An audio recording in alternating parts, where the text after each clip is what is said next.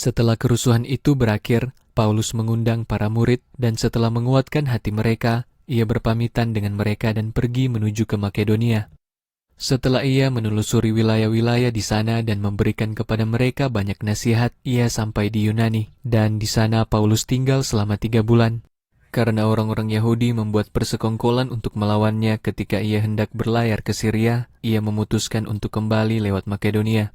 Paulus ditemani oleh Sopater dari Berea, anak Pirus, oleh Aristarkus dan Sekundus dari Tesalonika, dan Gaius dari Derbe, dan Timotius serta Tikhikus dan Trofimus dari Asia. Mereka berangkat lebih dahulu dan sedang menunggu kami di Troas, tetapi kami berlayar dari Filipi sesudah hari raya roti tidak beragi, dan datang kepada mereka di Troas dalam 5 hari, di sana kami tinggal selama 7 hari.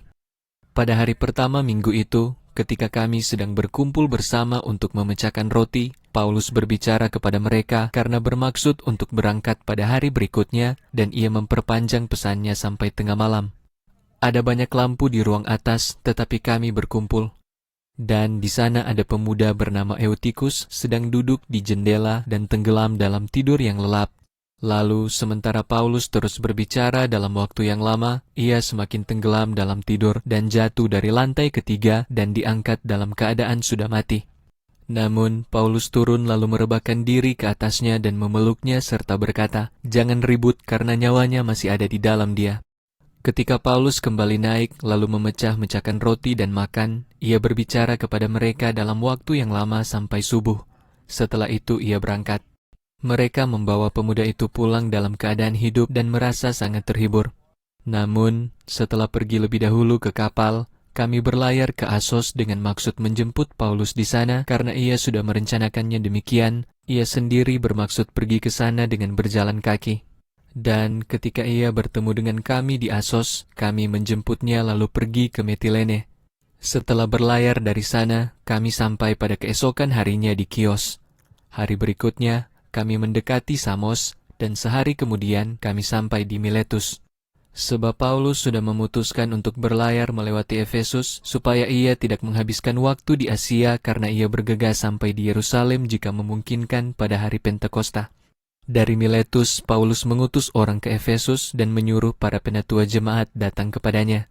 Dan ketika mereka datang kepadanya, ia berkata kepada mereka, "Kamu sendiri tahu bagaimana aku hidup di antaramu sepanjang waktu, sejak hari pertama aku menginjakkan kaki di Asia, sambil melayani Tuhan dengan segala kerendahan hati, dan dengan air mata, dan dengan pencobaan-pencobaan yang menimpaku melalui persekongkolan orang-orang Yahudi, bagaimana aku tidak menahan diri untuk memberitakan kepadamu segala sesuatu yang berguna dan mengajar kamu di depan umum dan dari rumah ke rumah, bersungguh-sungguh memberi kesaksian baik kepada orang-orang Yahudi maupun orang-orang Yunani tentang pertobatan kepada Allah dan beriman kepada Tuhan kita Yesus Kristus.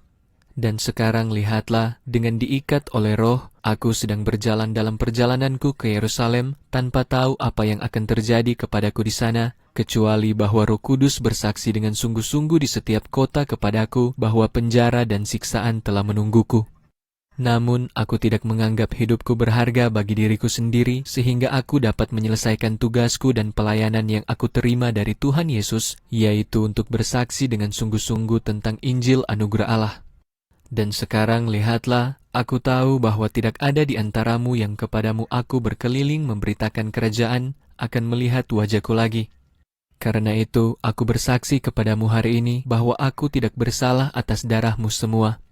Sebab aku tidak menahan diri untuk memberitakan kepadamu semua rencana Allah.